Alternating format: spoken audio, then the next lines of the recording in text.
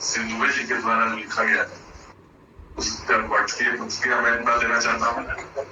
सबसे पहले बता दूं कि दुबे जी मेरे सीनियर रह चुके हैं और मुझे इनसे प्रशिक्षण भी प्राप्त हुआ है।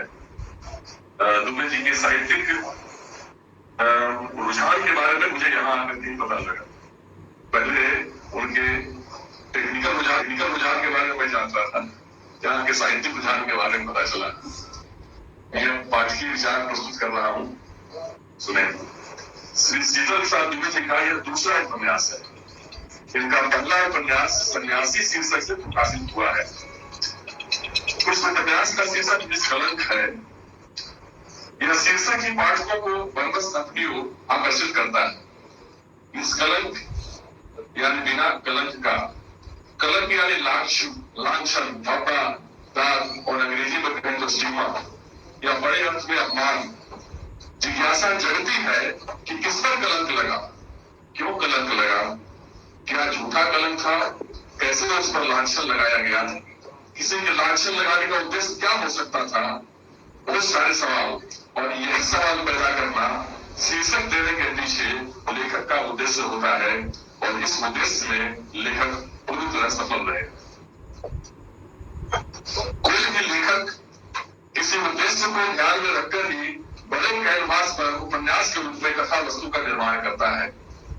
प्रत्येक रचनाकार यथार्थ को विभिन्न दृष्टियों से देखता है और यथार्थ को किस पहलू को महत्वपूर्ण और रचना में शामिल करने योग्य मानता है, यह उसकी जीवन दृष्टि और रचना दृष्टि पर निर्भर करता है।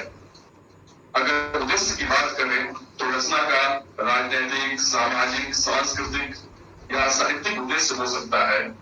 इसमें इन सभी तरह के उद्देश्यों को मिलाकर भी रचना का प्रणयन किया जा सकता है। यह पाठकों पर निर्भर करता है कि वह उपन्यास कथा वस्तु और उससे निश्चित होने वाले नजरिए को किस रूप में ग्रहण करता है।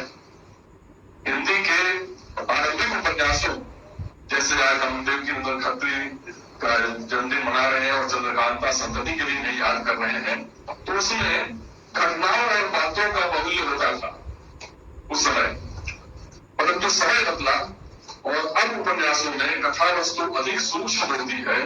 श्रेष्ठ उपन्यास वही होता है जिसकी कथा वस्तु को किसी खास खांचे में रखकर वर्णित करना मुश्किल हो। इसकी वजह से हम कथा वस्तु में बल घटनाओं पर नहीं बल्कि उन स्थितियों, मनोभावों, आंतरिक द्वंद्वों और संघर्षों पर होता है जिसकी परिणति किसी घटना में हो सकती है। कुछ उपन्यासों का मैं जिक्र करना चाहता हूँ, बहुत सचिन दो चार शब्दों में, दो चार पंक्तियों में। मोहन राकेश के अंधेरे बंद कमरे नामक उपन्यास में दिल्ली जैसे महानगर में पति पत्नी के बीच तनाव को कहानी का विषय बनाया गया। शिवानी, उषा प्रियंका, कृष्णा सूरदी, मनु भंडारी, मैत्री, पुष्पा आदि लेखिकाओं में स्त्री जीवन को अधिक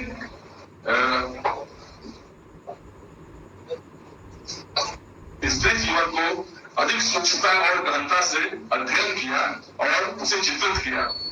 आंचलिक कथा वस्तु जिसमें अंचल के वर्णन के साथ सामाजिक उद्देश्य भी निहित होता है, में फणीश्वर नाथ की महिला अंचल, बंती परिकथा, रागी रागों की कब तक पुकारो आदि उपन्यास गांव, कस्बे, शहरों के रीति रिवाज और सांस्कृतिक जीवन के समग्र पहलुओं को निरूपित करते हैं।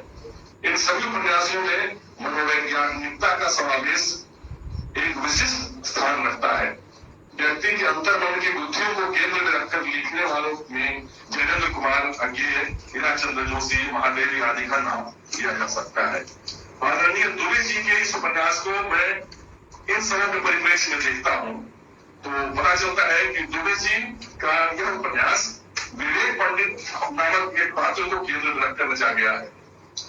विवेक परिवार में अपनी पत्नी के असामंजस्यपूर्ण विघटनकारी उदारता विहीन कटु व्यवहार से चुप होकर घर छोड़ देता है।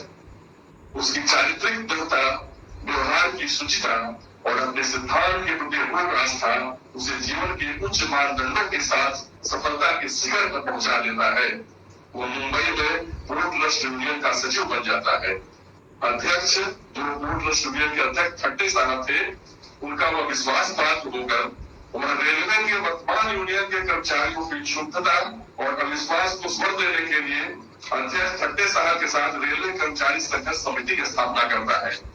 इसकी स्थापना का सीधा अर्थ था जमात दादा की यूनियन जो 25 साल से एक छत्र राज कर रही थी उसे चुनौती देना। संघर्ष तब संभावित था जो हुआ भी। जमात दादा माफिया टाइप का व्यक्ति था जो यूनियन के को अपने कब्जे में किए हुए था। वह कर्मचारियों के भरोसे से अधिक डर दिखाकर उन पर राज कर रहा था। किसी दूसरे यूनियन को खड़ा होने का मौका ही नहीं देता था। ठट्टे साहब और विवेक पंडित के निश्चल और पारदर्शी व्यवहार में बहुत कम समय में कर्मचारियों का भरोसा हासिल कर लिया। कर्मचारियों के उचित मानों की घोषणा करने के लिए बुलाई गई सभा में जमात दादा के यूनियन द्वारा लाठी डंडे ईंट पत्थर चलवाकर उपद्रव मचाया गया। उसके द्वारा परिणाम स्वरूप पुलिस ने ठट्टे और विवेक पंडित को भी गिरफ्तार कर लिया। न्यायालय में लंबी सुनवाई के बाद दोनों बाइज्जत बरी हो गए। जब यह तिगड़म काम में आया तो विवेक पर एक बाजारू स्त्री द्वारा यौन शोषण का आरोप लगवाया गया। क्या वह स्वयं को निष्कलंक साबित कर सका? यह उपन्यास पढ़कर जानिए। साथ ही यह भी जानिए कि क्या विवेक पंडित अपने पिता मतीराम, पत्नी और भाई खगेश से मिल सका? ये सारे प्रश्न और अन्य प्रश्नों का उत्तर उपन्यास में खोजे। ऊपर से उपन्यास 80 या 70 के दशक की बॉलीवुड फिल्म जैसी लगती है, लेकिन इसमें पेड़ और झरनों के इर्द गिर्द रोमांस कहीं नहीं है। इस उपन्यास में केंद्रीय चरित्र विवेक के गढ़ने में दुबे जी ने अपने संतत्व का परिचय दिया है। उन्होंने आध्यात्मिक साधना भी की है।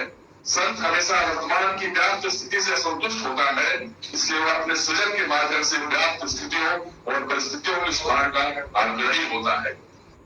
इसके लिए उसके अंदर अपराध होती है, अतृप्ति होती है। अदृश्य अग्नि की ज्वाला उसके अंदर भड़कती रहती है और ऊपर से संतुष्ट दिखते हुए भी अंदर से दाग होता है। ऊपर से मोहित दिखते हुए भी अंदर से परिवर्तन के प्रति आग्रही होता है। वो अपनी कसौटी स्वयं होता है, अपने मानक स्वयं करता है। वो संतुष्ट नहीं हो सकता, उसकी अतृप्ति ही उसे सृजन करना बनाती है। दुबे जी ने विवेक पंडित के रूप में अपने विचारों और विश्वासों को अभिव्यक्ति दी है। दुबे जी ऐसे ही विचारात्मक उपन्यास और अन्य कृतियां गढ़ते रहे। उनके सदायुष्य की कामना करता हूँ ताकि उनका मार्गदर्शन हम सबों को मिलता रहे। बहुत बहुत धन्यवाद।